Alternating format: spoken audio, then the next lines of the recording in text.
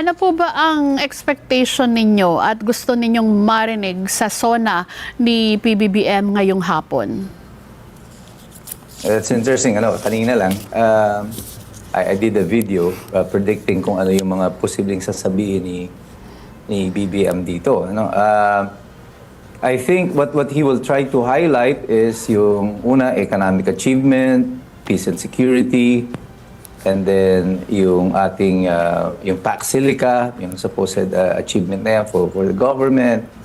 And then most likely ang highlight ng kanyang SONA would be this supposed cases regarding flood control. Kasi dapat meron siyang summation o yung conclusion nung nangyari nung last year after sabihin niya yung maya naman kayo. So basically, yun ang tingin ko magiging content nito.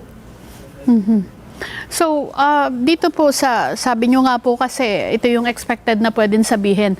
And of course, ipagmamalaki niya economically yung achievement ng kanyang administrasyon.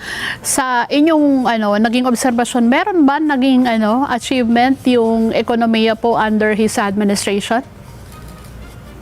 Well, this is the challenge to the administration, kasi for the past 4 years, ito na yung ikalimang SONA niya, second to the last SONA niya ito.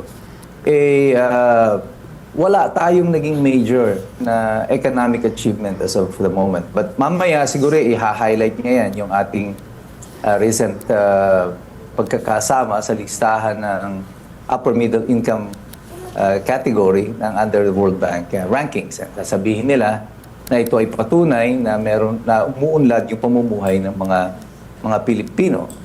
But again, everybody knows right now na hindi naman talaga umuunlad yung pamumuhay ng mga Pilipino. Actually, pahirap na pahirap yung day-to-day grind ng sambayan ng Pilipino. So this is really a bit of a challenge. Actually, malaki. Hindi ito just a bit. Malaking challenge ito sa administrasyon na patunayan na marami silang nagawa sa 4 na taon na nagdaan para umayos ang buhay ng mga Pilipino.